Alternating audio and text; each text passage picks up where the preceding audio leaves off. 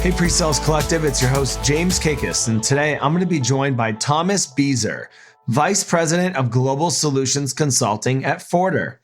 The topic of today's episode is a story about hypergrowth. Thomas was one of the first employees and first solutions engineers at OKTA and was there for an incredible growth period. So today's episode, we're going to discuss what it was like to go through such hypergrowth in the years that Thomas was at OKTA and what he's learned from that experience and how he's applying it to his new company, Forder, who's also going through incredible growth.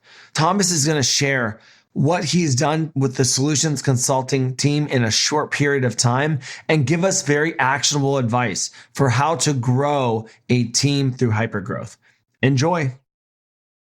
Today's episode is sponsored by Consensus. Scale your pre-sales organization and deliver better experiences with intelligent demo automation. Experience an interactive video demo at goconsensus.com. Thomas, welcome to the PreSales Podcast. How are you?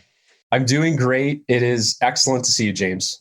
You too, Thomas. You know, I love having people on the podcast that I've known for years. I think we've known each other prior to the PreSales Collective even being around. So it's, honestly an honor to have you on the podcast because I'm pretty sure that you were one of those people that I've called for advice many times throughout the year that I reflect on through the PreSales Podcast. So I'm happy to have you here, Thomas. Well, first, I want to say it has been great getting to know you the last couple of years.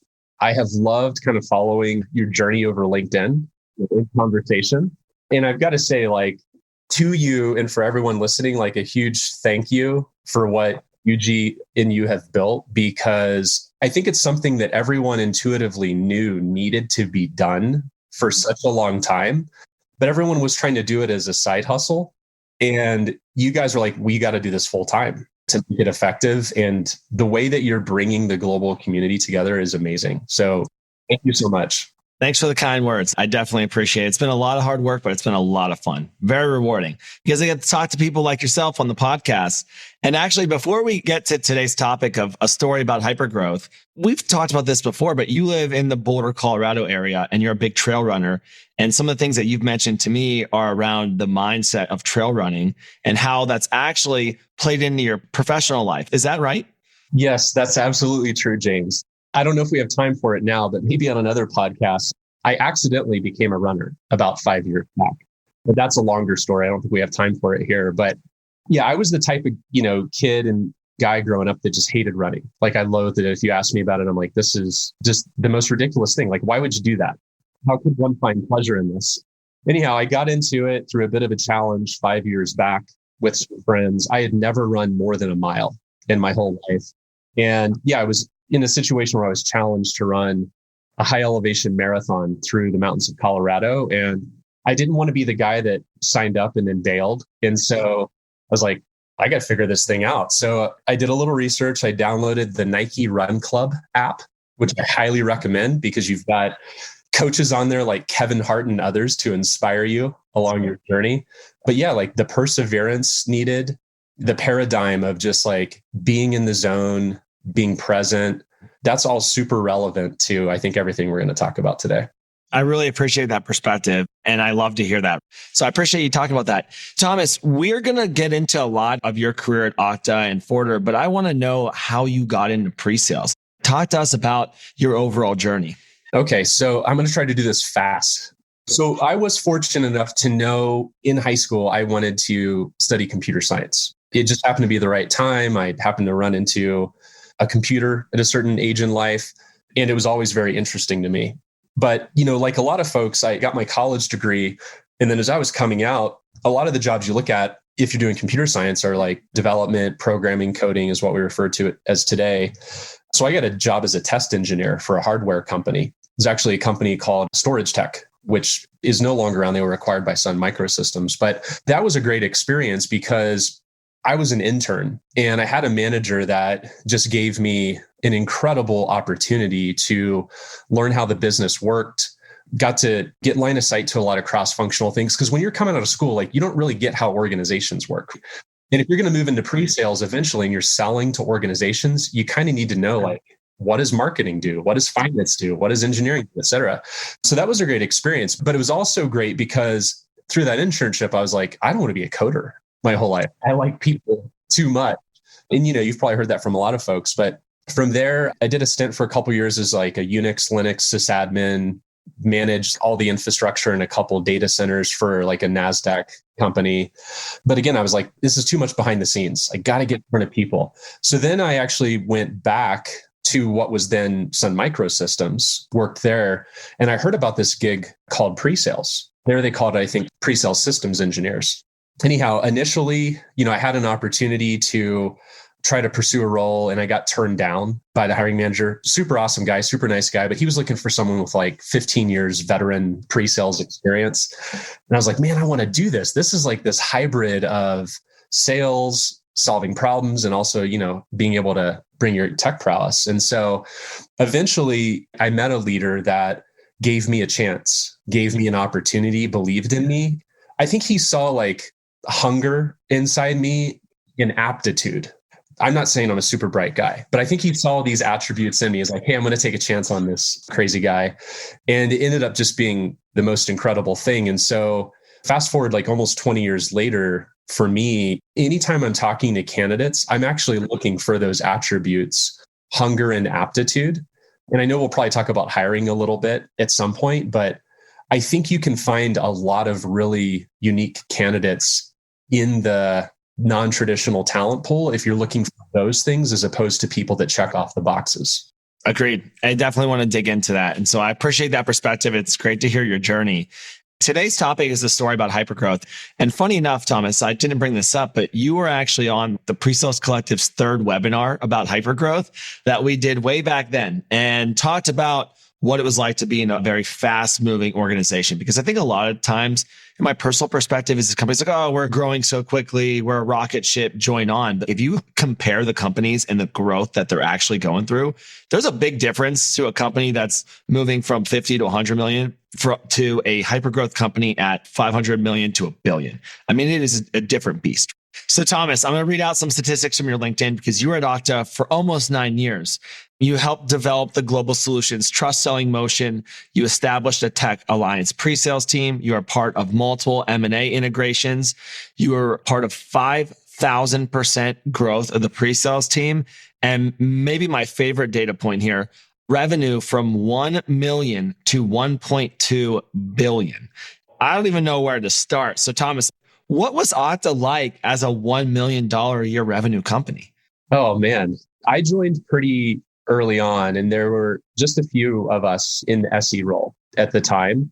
I would say it was a lot of fun.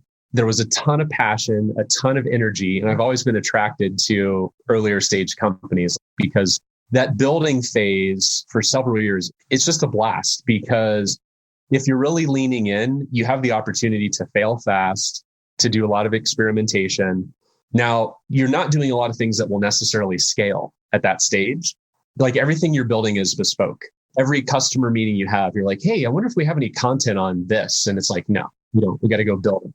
Hey, I wonder maybe if we should loop in the customer success person for this meeting so we can talk about our white glove service and how we take care of the customer. Oh, we don't have a customer success. Hey, I wonder how we can leverage our partners in the ecosystem, the ISVs, the SIs. Oh, we don't have a partner program, right? So you're wearing so many hats. I mean, there definitely are times where, for me, I was wearing like at least 12 hats, playing the role of all the things I mentioned and more. And then also when you've only got a few people, but you're like, hey, sky's the limit. We'll sell to APAC. We'll sell to Europe. Like I remember one of my first POCs, I really didn't know what I was doing. Like many of us, it's okay. Oh, yeah. We're doing a POC with this awesome guy in Brazil. And I asked the leadership, I'm like, hey, do we have like a South American team? They're like, no, we don't have a South American team. Like, you got to figure this out. And I'm like, I don't speak Portuguese, but I'll do my best. But I remember doing like, POCs just 24/7 because there's no one else. Like there's no staffing. There's no capacity. You can't be like, oh, I'll call the guy in Sydney and see if he can do the POC. There is no guy in Sydney, Australia. That's you at like 3 a.m. doing that, right? That's right. Thomas, I love to hear that. And one of the data points I brought up was 5,000% growth of the SE team. And what I'm curious about is how many times did the solutions team's identity change throughout that growth? Wow, that's a great question. The funny thing about the 5,000% number is things went by so fast and so furious and so fun. I'm using my F theme there at OKTA. I didn't even think about the growth in a lot of ways until like I was on my way out and I'm like, I should kind of reflect here and look at what we did. And so when I started doing the calculations, like, wow, this is insane.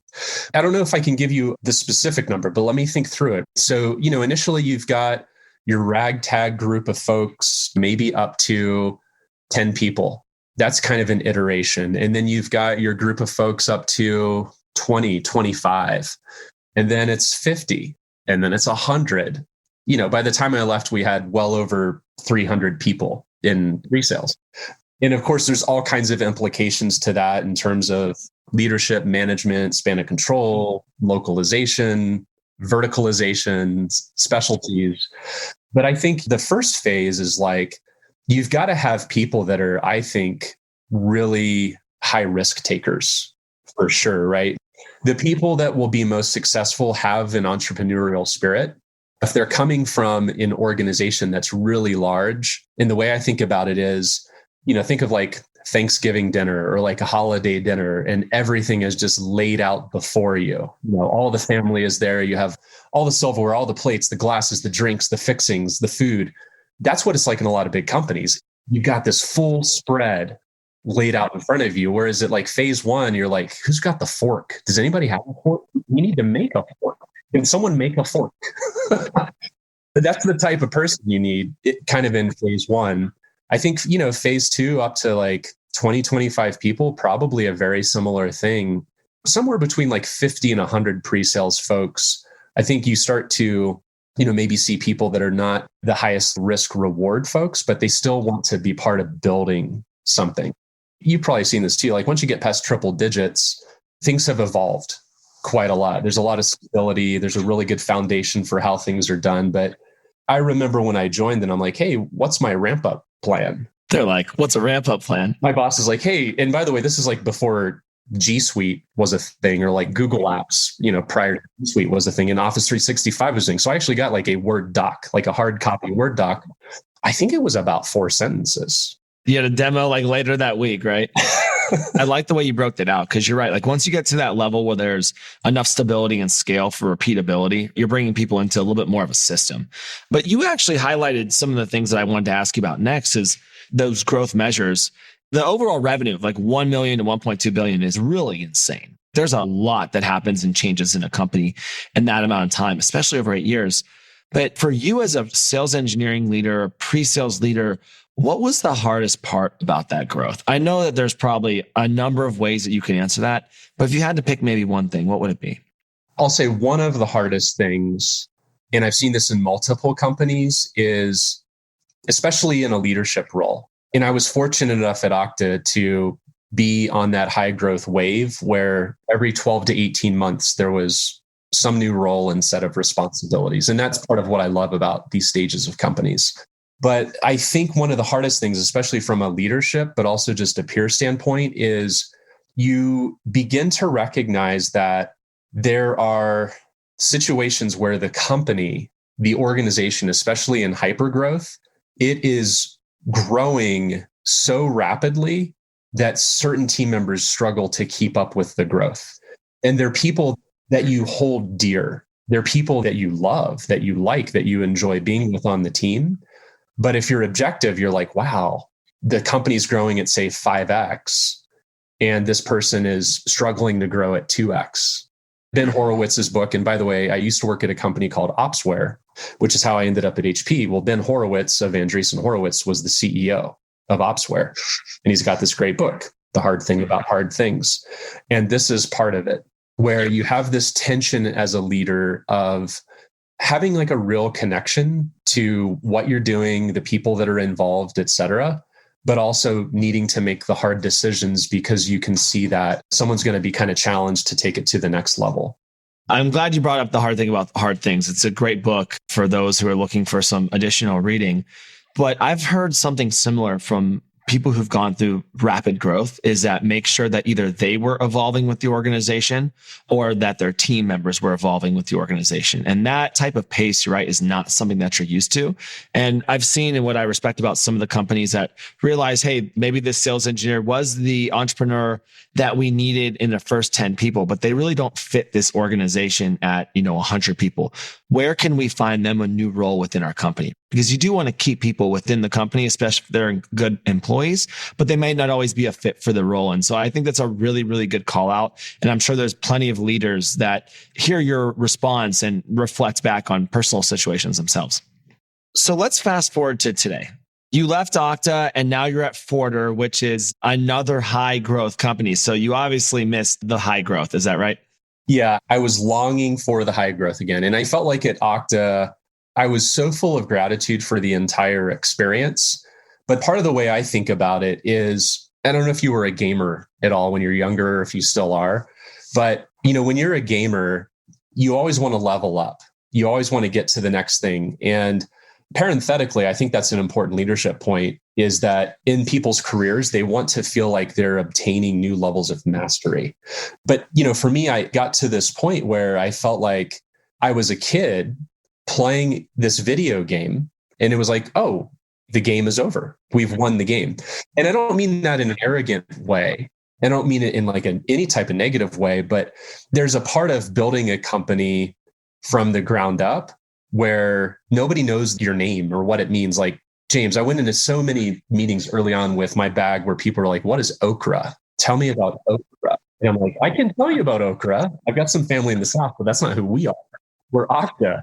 But getting to the point where you have global, ubiquitous brand recognition puts you in a spot where you're like, wow, we did it. We did this thing. Now, some people are super stoked to continue to stay on the journey to 4 or 5 billion and on to 10 billion. And I'm like, kudos. That's an incredible type of mindset as well. But yeah, for me, I think I got to a place where I wanted to feel like, okay, we got to build something. We got to build this brand. We need people to know who we are. Also the aspect of attracting top talent to a company whose name most people don't know is much more difficult than attracting talent to a company where everybody knows the brand. And that's a fun challenge for me also, is like, I want to go find those people who want to build something and make it so that the thing we're doing is famous. Thomas, I love that example. And I can even think about sometimes even at Showpad, which is obviously much smaller company, but I remember trying to compete for talent, a Belgium company in the US that had no brand recognition, and every tech company was there. But you're right. It is that challenge of trying to make a name and trying to make an impact in the market. Now, a lot of companies know Showpad, HighSpot, and Seismic. I was in that space when those companies were not even really around. And so to your point, that is a really great challenge. And with Forder, you're going to be approaching a lot of that same topic and that same subject. You guys are growing like crazy. And speaking of growth, going back to our first points about hiring, you've aggressively grown the pre-sales team at Forder globally. And one of the things that I'm aware of is you've added a lot of diversity to your team and your organization as well. Is there something from your OKTA experience that you've actually relied on here? Yeah, we've grown over 5x just in the last 6 months in the pre-sales org. It's been phenomenal. I think the easy thing to do, and we talked about this a little bit earlier, but the easy thing to do when you're looking at talent, especially right now, right? Everyone talks about the war on talent and Great Resignation, et cetera, et cetera. It's easy to just say, okay, recruiter, just bring in the talent pool of all the people that check off the boxes. Here's my 10 boxes. You do the phone call, check off all the boxes. Yes, good. Okay, bring them over to me or whatever the next step is, right? That's a way to do it. I don't think that's a bad way to do it. Like pragmatically, that works a lot. But I also think if you're passionate about, if you want to call it D&I, DEI, diversity, inclusion, et cetera, you and I have been on sessions where we've talked about this. This is something I'm super passionate about. I have 4 kids, 3 of which are girls. And I want to do everything I can personally and from like a legacy standpoint so that in my small world of tech, when I'm done, I can say, maybe I made a drop in the bucket in terms of being more inclusive by looking at people that are, maybe traditionally marginalized in this space and giving people an opportunity. Sometimes that's related to gender. Sometimes it's related to ethnic background. Sometimes it's related to just geo, like where somebody grew up. I think we understate diversity of thought and experience. I could have a really diverse team, like the gender and ethnicity standpoint or perspective, but we all come from like a homogenous place. Like we all have a similar worldview and paradigm, right? And I think people aren't always thinking about that. They're like, let's just look at the externals in terms of diversity. I agree with that. That's good, because sometimes you get the latter thrown in, meaning like the experience and thought. But I think the diversity of experience and thought is super important as well. And so I'm so proud of this. Just in the last quarter and a half, we've gone from 0% women on our team globally to 50%. That is incredible. While 5Xing the team as well. And so lots of conversations with our recruiting team where I'm like, where are the women in the candidate pool? Well, it's really hard. Yeah, I know it's hard. So where are they? Let's go find them together.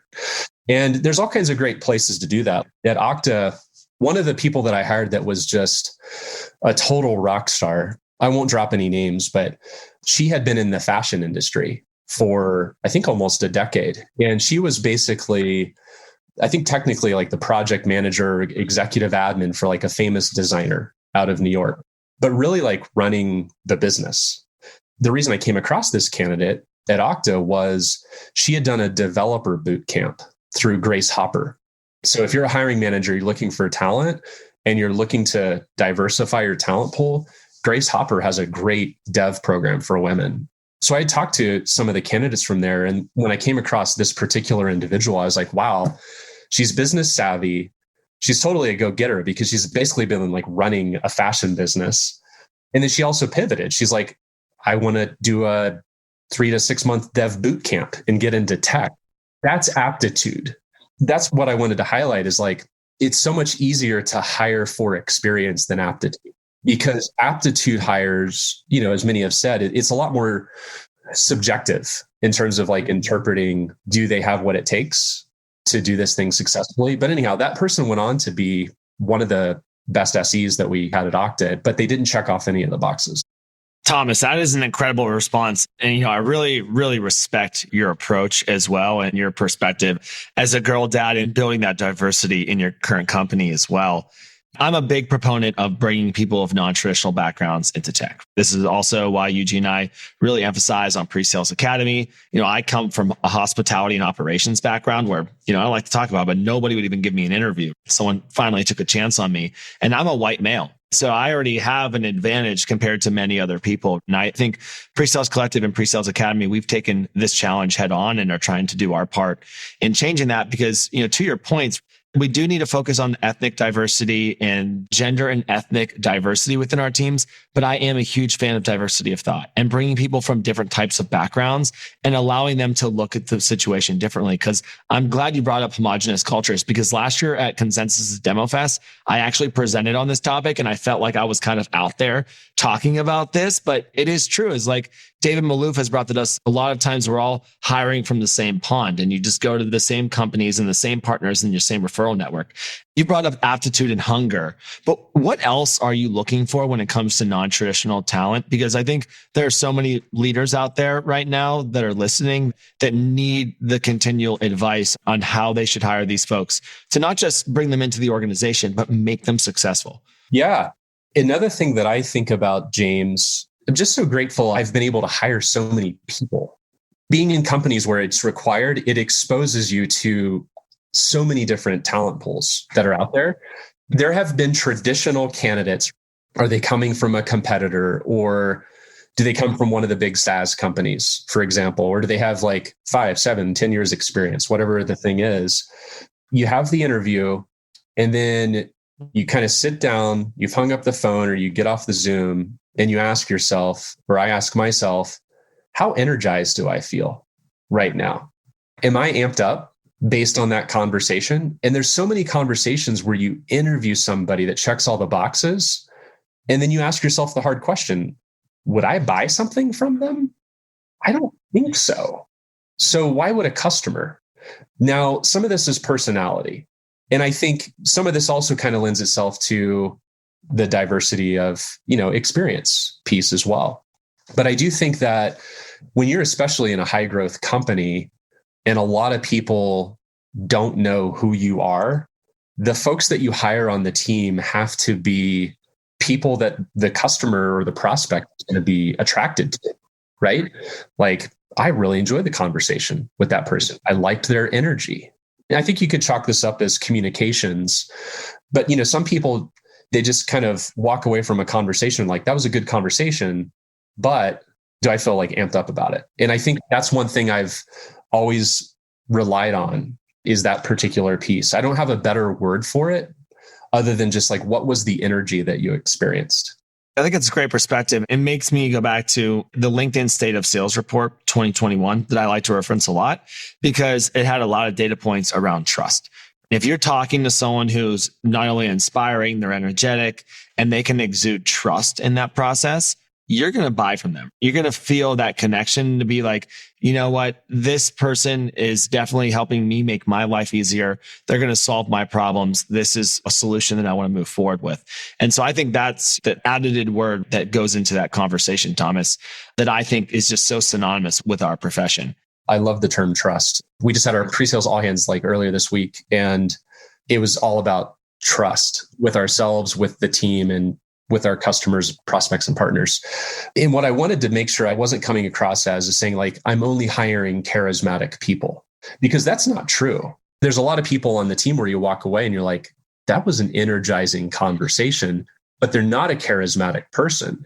But there's something about their intelligence, their winsome, just their attractiveness as a persona where you go, I think it'd be great to work with that person and they would love our team. And so, yeah, I also think there's some great articles. I think HBR had one in the past on like the dark side of charisma.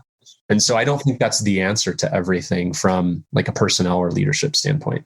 It's a very good clarifying thought, Thomas. Well, I like to close with an advice question, especially for pre-sales leaders that might be struggling to keep up with their hiring and a hiring process in hypergrowth, especially as it relates to bringing in diversity into their organization. Do you have any specific advice for those folks? I will make a shout out to Liz Wiseman, who wrote the book Multipliers and Impact Players. She's top of mind for me in these types of conversations, but she actually just spoke at our sales kickoff this past week. So that's why I'm thinking about it. And it was fantastic. But in her more recent book, Impact Players, it's more centered on individual contributor type roles as opposed to multiplier leaders from multipliers. And one of the things that she articulates, and I don't know the word she uses for it specifically, but it's about looking for the type of person who can deal with ambiguity. It's the type of person that they're in a situation and they identify, hey, there's a problem here. And they're not the person that's going, wow, I hope someone else will fix that. They're the type of person that goes, hey, there's a problem here. I'm going to lean into it. And I'm going to find out from the leadership team if they also think this is a challenge and come up with a solution for it. And I think there are ways to interview people for that totally do not check the boxes like we talked about. A lot of people are probably familiar with like the STAR methodology of interviewing. The S is like, tell me about a situation, right? Well, tell me about a situation where there was a lot of ambiguity, things were unclear, and you decided to take the reins and come up with a solution.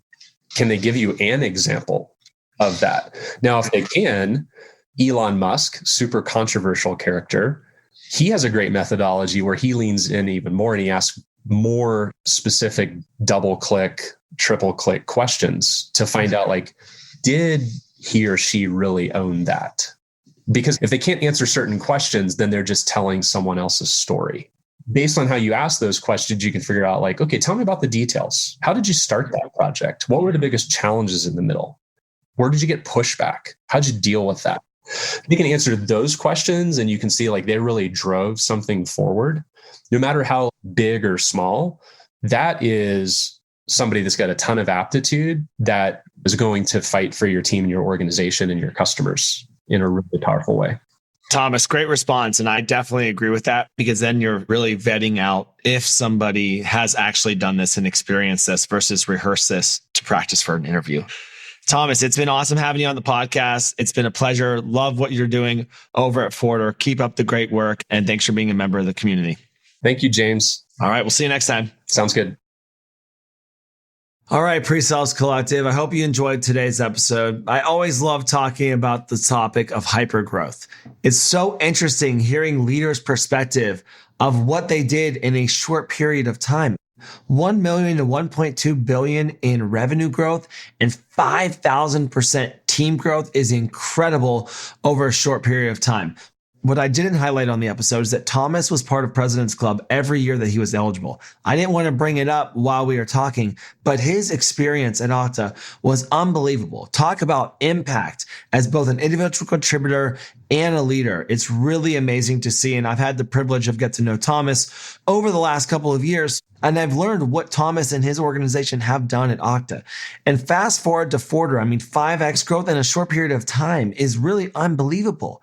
And if you hear that Thomas inherited a team with 0 women on it and is now at 50% globally, it's amazing. And I really, really respect and appreciate Thomas's perspective as a girl dad and how he wants to leave a legacy and do his part in making the pre-sales profession and tech a more inclusive and diverse profession.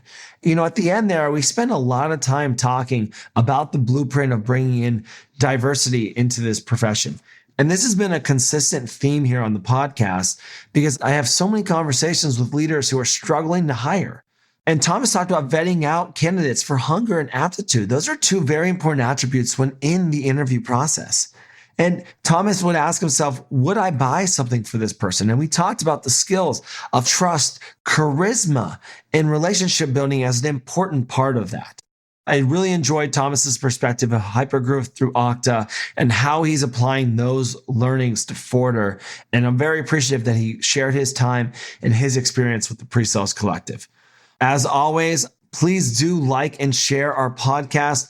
It really does help us in gaining more exposure and new listeners. And as always, I will see you next week.